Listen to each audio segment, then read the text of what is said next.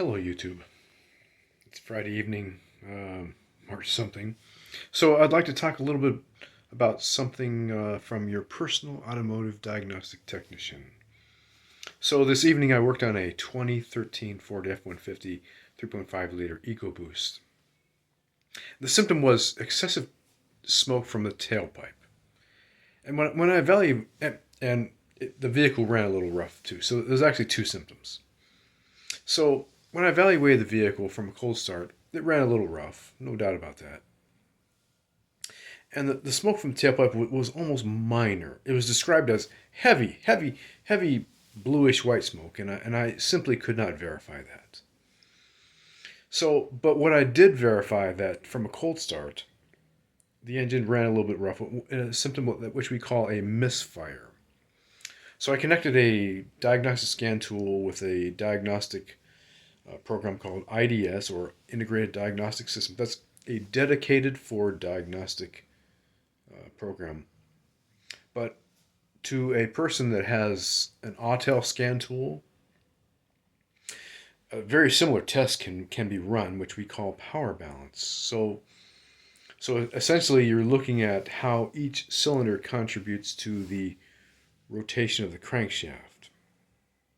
So a misfire will be represented by, in graphical form, by it's a very smooth line. So a misfire would be represented by kind of a deep V. Most, for example, this F-150 is firing was 135 13 135. Anyway, I really should know that, and I don't know.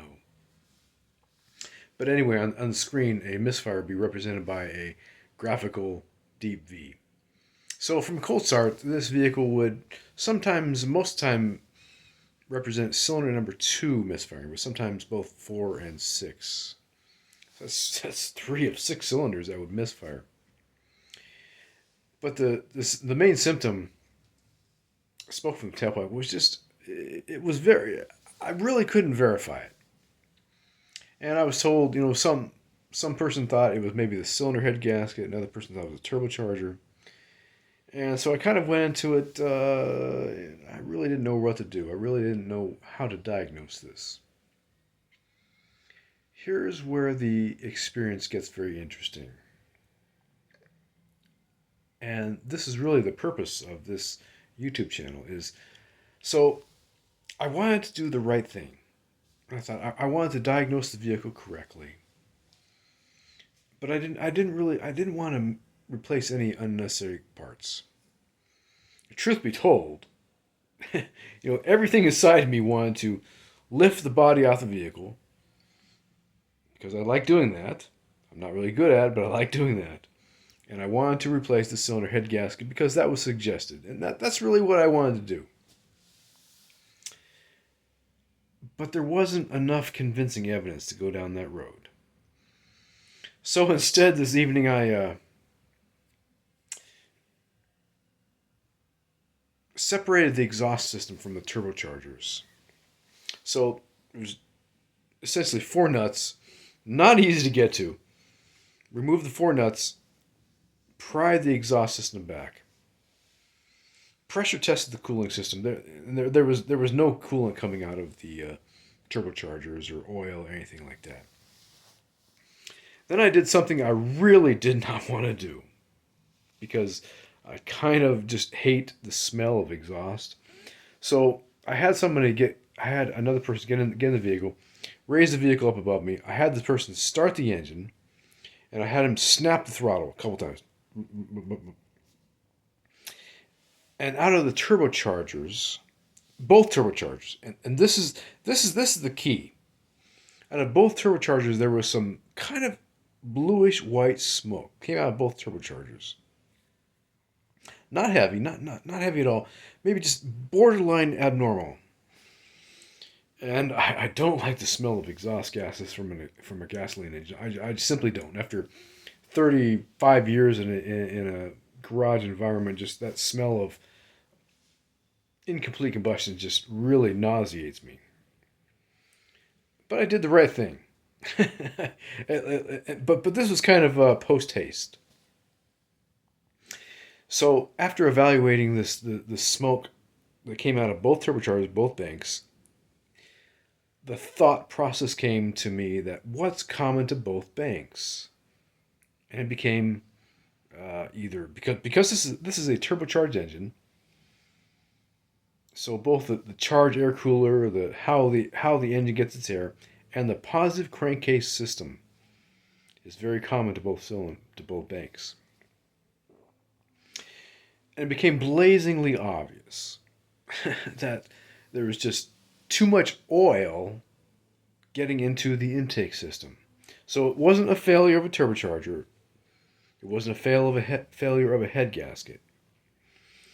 And as I evaluated this vehicle, so the intake piping on this vehicle has been modified in a way that I've never seen before. As a Ford technician, I am not crazy about modifications. But it became blazingly obvious that the positive crankcase system had been modified, and rather than being this very firm plastic tube from a cam cover to the intake manifold, it's usually a solid plastic tube. It had been replaced with a mushy, just a rubber hose. And when the engine was started, this hose would close together. And the problem with that is that the engine just doesn't breathe properly. Add to that the fact that the engine oil level was about at least 1 quart overfilled, if not two.